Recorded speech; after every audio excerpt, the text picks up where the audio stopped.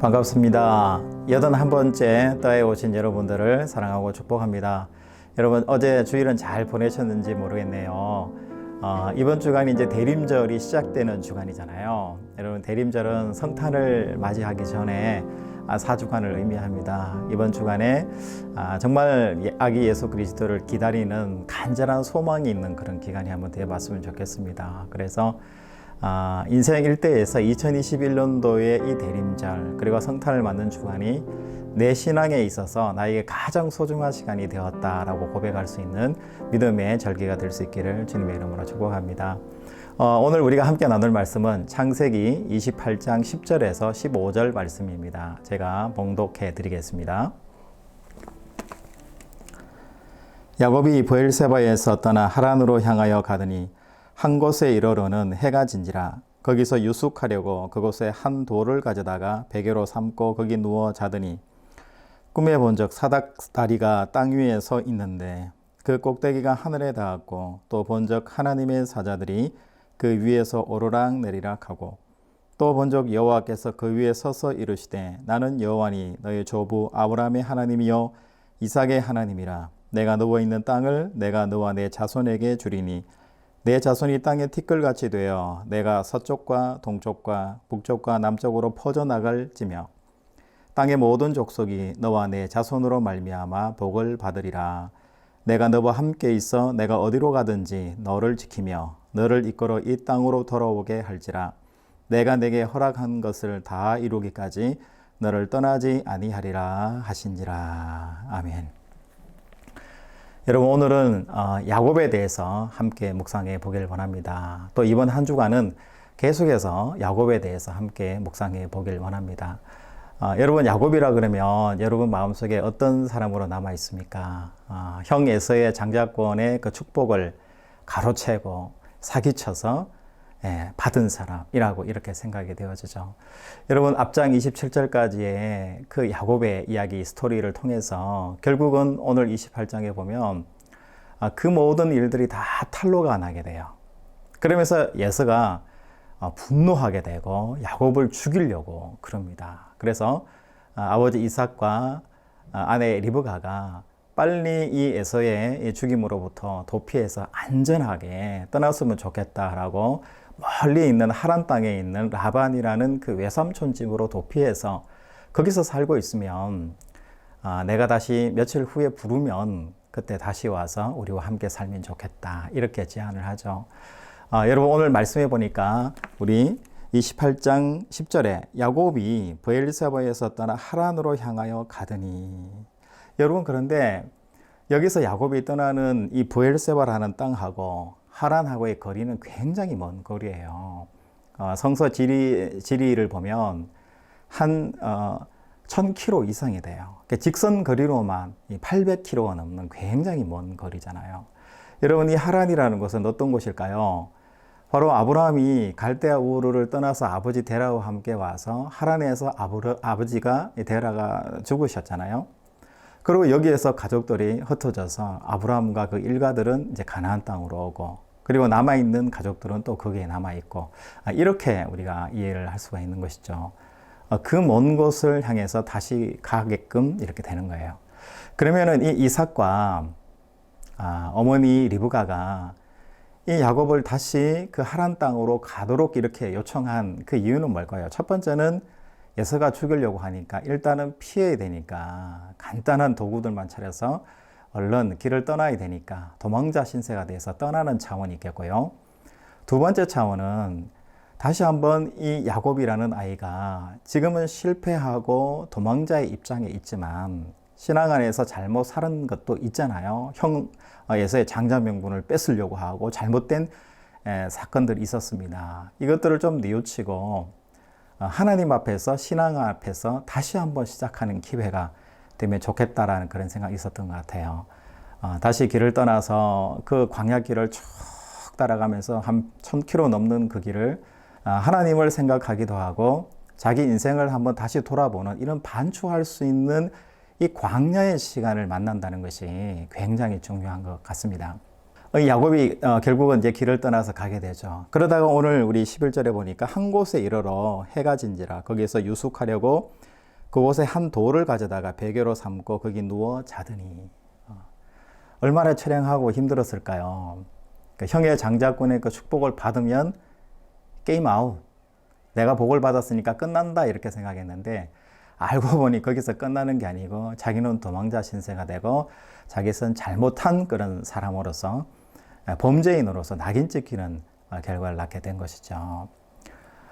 그런데 정말 대단한 일이 생겼습니다. 오늘 말씀에 13절에 보니까 꿈에 사닥다리가 땅 위에 서 있는데 그 꼭대기가 하늘에 닿는 꿈을 꾼 거예요. 그리고 하나님의 사자들이 오르락 내리락 하는 그 꿈을 꿈속에서 꾸게 되는 거죠. 그 꿈을 통해서 야곱은 실제로 그동안에 아버지 이삭으로부터만 들었던 그 하나님을 이 사닥다리 꿈을 통해서 직접적으로 하나님의 모습을 보고 또 하나님의 사자 천사들의 모습을 보고 정말 하나님을 인격적으로 만나는 그런 기회를 오늘 성경에서 가지게 됩니다. 여러분 참 대단한 거잖아요. 하나님을 인격적으로 만나고 정말 야곱이 그토록 장자 고난을 받고 하나님과 친해지고 싶고 뭔가 신앙 안에서 자기가 뛰어난 사람이 되고 싶은 그런 욕망이 있었는데 자기의 지식과 어머니의 도움을 받고 자기의 욕망 모든 것을 다 해서 그 장자꾼만 뺐으면은 하나님의 사랑과 축복권을 받는다고 생각했는데 그것이 아니라 그 광야에서 결국 아버지가 이야기하시던 할아버지 품에 안겨서 듣던 그 하나님 아버지를 그 자리에서 만나게 되었다는 것이죠. 그리고 13절부터 15절 사이에 보시면 하나님이 이 야곱에게 축복을 약속하시는 것을 볼 수가 있는데요. 그러니까 13장부터 15장 사이에 세 가지를 약속합니다. 첫 번째는 땅을 너에게 주겠다. 네가 서 있는 이 땅이 다시 돌아왔을 때 너 땅이 되게끔 해주겠다라는 아브라함과 약속했던 똑같은 약속을 이삭에게 약속했던 똑같은 땅의 약속을 합니다. 그리고 너를 사랑하는 모든 민족에게 복의 근원이 되게 해주겠다. 그 약속을 또 하고요. 또 마지막으로 너와 함께 동행하여 주겠다라는 약속을 하나님이 야곱하고 하게 돼요. 여러분 근데 여기서 참 이상한 걸 느끼게 되는 것 같아요. 여러분 생각할 때 그렇잖아요. 야곱은 틀림없이 잘못을 했어요. 그것도 형의 장자권을 뺏으려고 하고 아버지를 속이고 형을 속이는 엄청난 범죄를 저지른 그런 야곱이잖아요. 그런데 이 야곱을 13절에서 15절 사이에 보면은 하나님이 사랑해주고 하나님이 택하신 것을 성경에서 확인해 볼 수가 있습니다. 그러면 이것이 뭐냐? 그러면 13절에서 15절 요때 원래 하나님은 야곱을 택했는데 야곱이 지금 번지수를 잘못 찾고 있었던 것인가? 이렇게 우리가 생각해 볼 수도 있잖아요. 결국 하나님께서는 처음부터 야곱을 보고 계셨고 야곱이 아니라 에서뿐만 아니라 모든 자녀들에게 하나님은 복을 주시기를 원하시는 분이시고 함께 하시는 분이시라는 것을 알 수가 있습니다. 여러분 13절에서 15절 사이에 이 세 가지 축복의 약속을 보면서 또 야곱이 행했던 그 다음 우리 삶의 자리에 있어서의 이 도덕성이라는 걸 봤을 때 전혀 매치가 되지 않거든요. 그러면 이 야곱에게 했던 이 약속을 우리는 어떻게 해석할 수 있을까요? 우리의 도덕성이나 우리의 문제거리가 문제가 되는 것이 아니라 하나님은 야곱을 택하셨고 하나님의 자녀로 선택하셨다라는 것을 성경에서 이야기하는 거예요. 이것이 여러분 뭘까요? 바로 은혜라는 것입니다. 하나님은 은혜로 야곱을 택정하신 거예요. 에서에게도 복을 주시고 야곱에게도 복을 주시고 오늘 우리의 삶이 어떤 삶을 살아가든지 간에 하나님은 우리를 사랑하시고 우리에게 복을 주시기를 원하시는 분이시다라는 것을 성경에서 이야기하려고 하는 것입니다. 그런데 우리는 왜 하나님을 만나지 못하는 것일까요? 여러분 하나님은 늘 우리 가까이 계신데 우리가 하나님을 만나지 못하는 거예요. 야곱은 장자권에 아주 그냥 집중되어 있어요. 어떻게 하면 그 재산을 내가 누릴 수 있을까에 대한 현실적인 목표에 꽂혀 있는 거예요. 하나님을 바라보는 것이 아니라 현실에서 내게 주어지는 것이 무엇인가에 다른 곳에 시선을 뺏기다 보니 늘 옆에 계시고 가까이 계시고 인격적으로 만나기 원하시는 그 하나님을 야곱이 그동안 만나지 못한 것이라고 봐야 될 것입니다. 여러분, 제가 사는 이곳이 아파트인데요. 주변이 산으로 둘러싸여져 있어요. 나름 숲세권이라고 제가 말씀드렸습니다. 봄, 여름, 가을 동안에 얼마나 이 산의 나무들이 예쁘고요. 또 가을이 되니까 단풍이 피고 얼마나 예쁜지 모르겠어요. 그런데 이제 겨울이 됐지 않습니까? 그랬더니 그 많던 낙엽들도 다 떨어지고 잎사귀들도 다 떨어지고 이제 앙상한 산의 나무 가지들만 남았어요. 그랬더니 어떤 것들이 보이냐면 저는 몰랐는데요. 그 울창한 숲 사이에, 아파트 사이에 울타리가 있더라고요. 하얀색 울타리가 있는 걸 제가 처음 봤고요.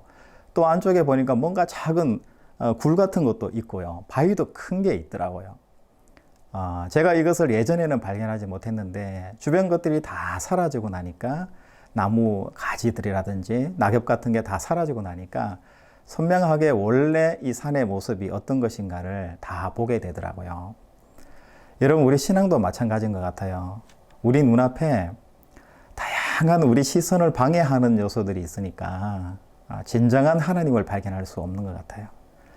여러분, 야곱이 모든 자기의 생각과 자기의 모든 계획이 다 실패하고 정말 아무것도 없는 들판에 돌 베개를 하고 잠을 자는데 그 속에서 누구를 봐요? 하나님을 만나잖아요. 자기의 모든 것들을 내려놓고 이제 더 이상 의지할 것이 없는 정말 처량한 신세가 된 다음에 여전히 자기와 함께 하시는 그 하나님을 야곱이 발견하게 된 것이죠. 여러분, 새로운 월요일이 시작되었습니다. 한 주를 우리가 어떻게 시작할까? 또 특별히 이번 주간은 대림절 첫 번째 주간을 지내는 주간인데요. 우리가 어떻게 시작할까 한번 생각해 봤으면 좋겠습니다. 여러분, 첫 번째는 하나님께로 향했던 그 많은 시선들을 여러분 다시 회복하는 한 주가 되었으면 좋겠습니다. 여러분 주변에 여러분 시선을 자극하는 나의 풍요함, 나의 자랑거리들, 내 수많은 스케줄들, 사건들, 시간들 조금 줄이시고 또 버릴 거는 버리셔서 내가 하나님께 큐티하고 하나님 말씀을 보고 하나님께 은혜를 돌리고 또 귀한 사람들을 만나는 그런 시간들을 많이 활용하셔서 내 시선이 정말 하나님이 기뻐하시는 시선으로 한번 모아보시는 그런 한 주간이 되었으면 좋겠다 싶습니다. 그리고 늘 계셨던 그 하나님의 그 은혜가 야곱을 만나 주었듯이 여러분 우리 삶이 바로 은혜라는 것을 고백하는 이번 한 주가 됐으면 좋겠습니다. 내가 잘나서 된 것이 아니라 내가 훌륭해서 된 것이 아니라 하나님이 여기까지 우리를 인도해 주셨고 우리는 은혜로 사는 존재구나 라는 것을 다시 한번 생각하는 것이죠. 그래서 여러분 그 은혜가 내 자리에만 머물지 말고 주변 사람들에게 따뜻한 사랑으로 은혜로 또 자비와 긍휼로 또 나타나는 그런 한 주가 됐으면 좋겠습니다. 여러분 이번 한 주 내가 야곱은 아니었는지 한번 묵상해 보시고 그 야곱을 사랑하셨던 그 하나님이 오늘날 여전히 나도 사랑하신다는 것을 여러분 마음속에 다시 한번 깨달으시고 그 은혜로 살아가시는 오늘 그리고 이번 한 주 되시기를 주님의 이름으로 축복합니다. 기도하겠습니다. 하나님 아버지, 하나님은 이미 옆에 계시고 늘 가까이 계셨지만 야곱은 깨닫지 못하다가 자기 인생의 모든 계획들이 패하고 모든 것들이 끝난 다음에 하나님 돌베개를 베고 누워 자는 광야에서 하나님을 만났습니다. 하나님, 우리 삶 가운데서 우리를 만나 주시옵소서. 늘 옆에 계시고 동행하시고 우리에게 복 주시는 그 하나님을 우리가 만날 수 있는 은혜를 더하여 주시옵소서. 그 은혜로 이 한 주를 살 수 있도록 도와주시고 그 은혜가 이번 한 주 나를 만나는 모든 사람들에게 복이 되고 그 은혜를 나누는 또한 이번 한 주가 될 수 있도록 인도하여 주시옵소서. 거룩하신 예수님의 이름으로 기도하옵나이다. 아멘.